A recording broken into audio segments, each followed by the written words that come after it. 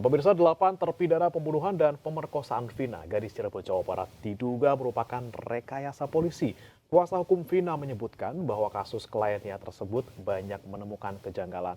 Dan untuk membahasnya, kita sudah bergabung bersama Kabar Eskrim Polri tahun 2008-2009 Komjen Polisi Purnawirawan Susno Duaji. Selamat pagi, Pak Susno. Mbak Diana dan seluruh pemirsa. Ya, baik. Pak Susno, ini kan banyak yang menilai ini ada kejanggalan dalam kasus ini. 8 tahun belum terungkap. Ada 8 yang sudah ditangkap, tapi kok 3 atau 4 orang ini kok katanya masih berkeliaran. Apakah logis nih, Pak Susno, melihat sudah ada pelaku yang lain, tapi pelaku-pelaku yang lain ini masih buron sampai 8 tahun? Baik, ini kasus yang sangat bagus ya untuk pelajaran ya. Untuk pelajaran bagi Polri, pelajaran bagi kejaksaan, pelajaran bagi hakim ya.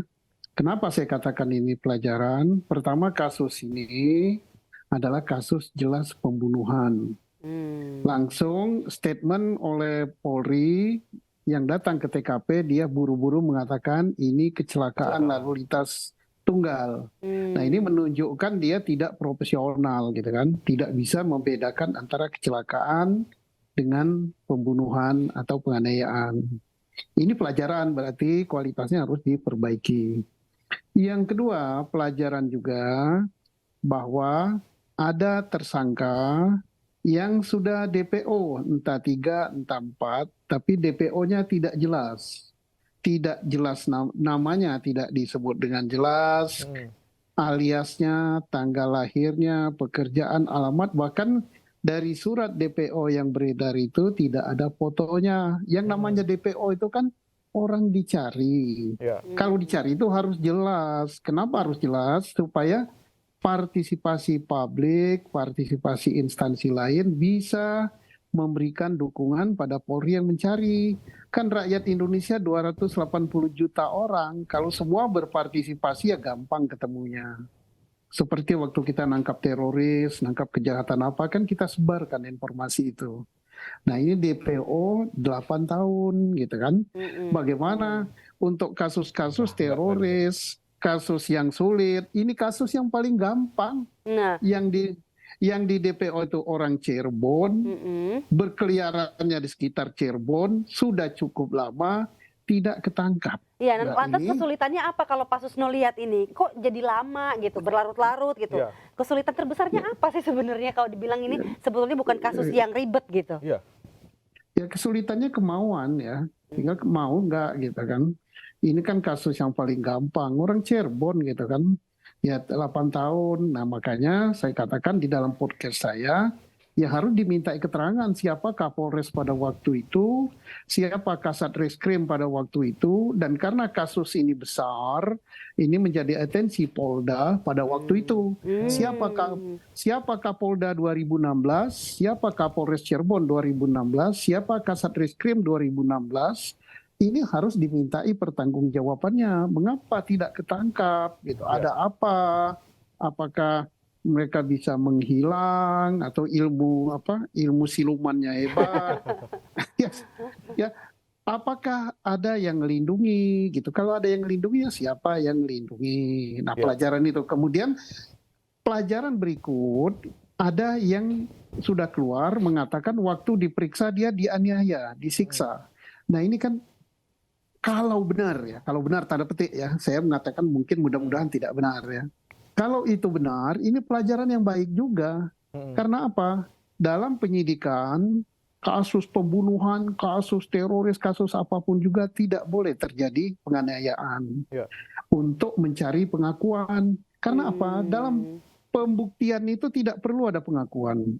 Alat bukti itu menurut pasal 284 KUHP itu ada banyak.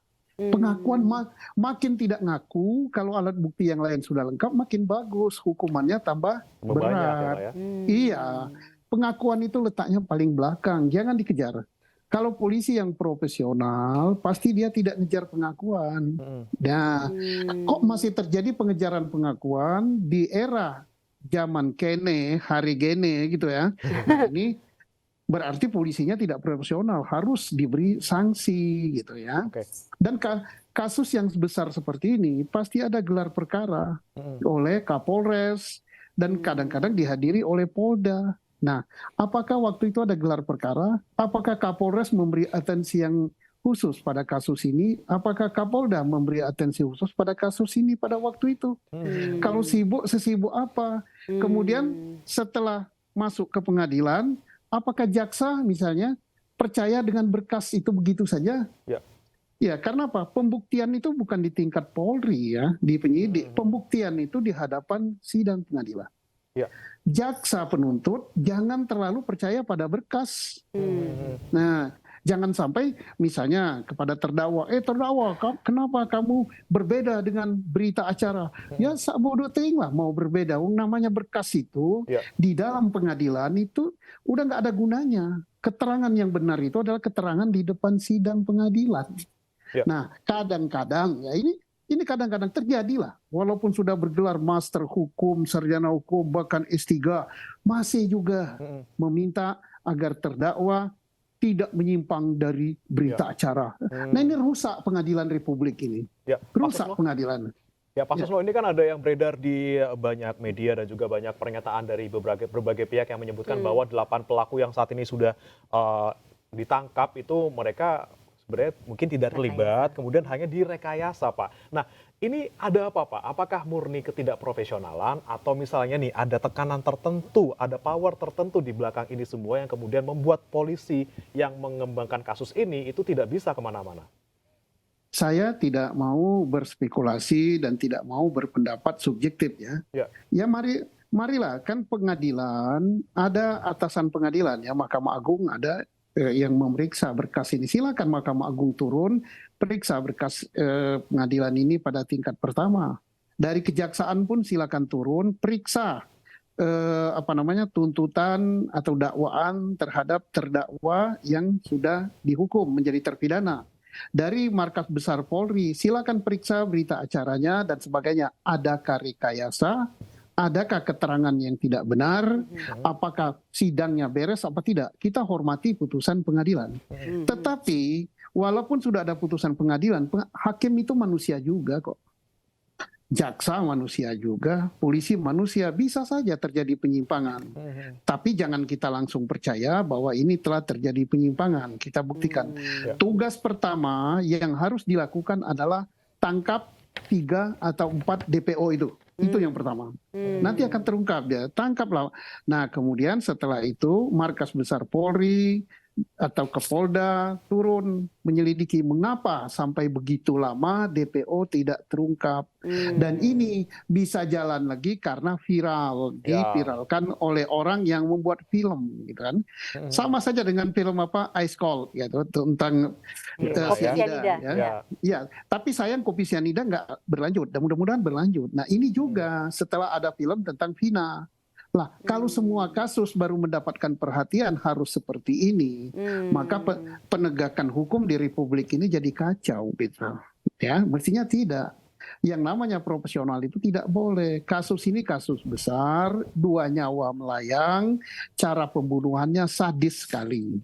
Jadi, Kapolres harus turun tangan, Kapolda turun tangan. Dan sekarang setelah perkara ini terungkap ke publik, setelah 8 tahun kemudian, maka Mabes Polri harus turun tangan.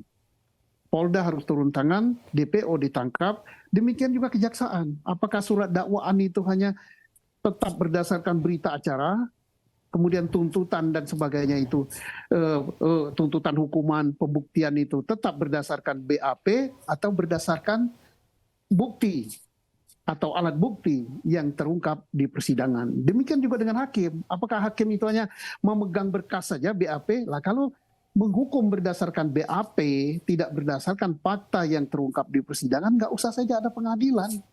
Silakan aja berkas itu, kemudian setelah berkas jadi dibuat surat dakwaan, surat tuntutan, kemudian hakimnya jatuhkan hukuman.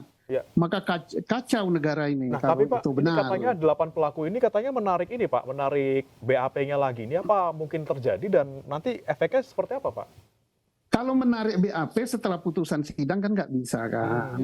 Tetapi tidak menutup kemungkinan entah apa jalannya itu diperiksa ulang lagi supaya kasus serupa tidak terjadi.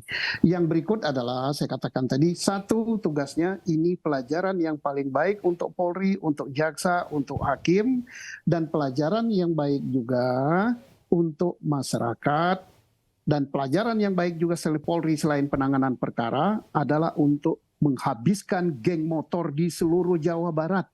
Kenapa? Jabar ini gudangnya geng motor. Saya pernah jadi Kapolda sana. Waduh. Saya 2008 awal jadi Kapolda di Jawa Barat. Dan geng motor bisa habis kok. Caranya apa? Saya masuk Jawa Barat, saya diwarisi perkara geng motor yang habis nyabet orang sama pedang atau sama samurai ya. Kemudian saya jadi Kapolda, saya perintahkan cari pelakunya, tangkap. Kemudian geng motor tidak boleh ada di sini. Di ujung bumi dikejar. Dan ternyata bisa habis kok. Nah, jangan dibiarkan. Kalau dibiarkan ini teror pada rakyat. Ya. Nah, tinggal tergantung keseriusan. Keseriusan Kapolda, keseriusan Ya, betul. Kapolres, gitu kan. Dan Polri tidak boleh kalah dengan geng motor. Nggak boleh kalah. Setuju. Dan Polri juga tidak boleh kalah dengan DPO. Masa DPO gini aja 8 tahun gitu. Kan ini ya kita ini kan dipotong pajak ya, dipotong pajak, gaji kita dipotong pajak untuk siapa? Untuk gaji hakim, gaji jaksa, gaji polisi, gaji tentara, gitu kan? Betul. Nah kalau hasilnya gini-gini aja kita nggak ada perlindungan, keadilan nggak tegak, ya males bayar pajak. Oke, Baik. baik, sekali lagi butuh keprofesionalan dari Betul, polisi keseriusannya ya. juga. Betul. Serius lah. Lebih Baik. serius dan saya percaya ya di era adik-adik saya, junior saya sekarang yang jabat sebagai elit-elit Polri, baik Kapolda, Kapolri, pejabat teras, serius menangani ini. Mari kita tunggu, jangan berlama-lama. Jangan terlalu terpersona dengan yang tadi kemasukan apa? Kemasukan Arwah. Masukan arwah ya. Itu kita kesampingkan aja ya Pak ya. Kita fokus ke fakta-fakta yang ada di lapangan. Iya. Apa yang perlu dilakukan? Kita butuhnya solusi gitu supaya Betul. tidak makin berlarut-larut. Ya, baik. Carilah DPO itu, kerahkanlah seluruh polisi, minta bantuan seluruh masyarakat, Ya. surat DPO-nya disebar kemana-mana, lengkap dengan foto. Iya. Betul, harus ada mukanya dong. Iya. Namanya juga DPO ya. Iya. Inilah Sebutkan momennya ini. ya Pak ya, mumpung lagi Iya. viral, mumpung lagi jadi fokus, semuanya kita Iya. harus harapkan berjalan kembali dan semoga kasus ini segera terungkap, 3 atau 4 yang Betul. lainnya itu bisa tertangkap segera. Terima kasih Pak Susno Duaji sudah bergabung bersama kami di iNews Today. Sekali lagi kita harapkan kasus ini segera selesai.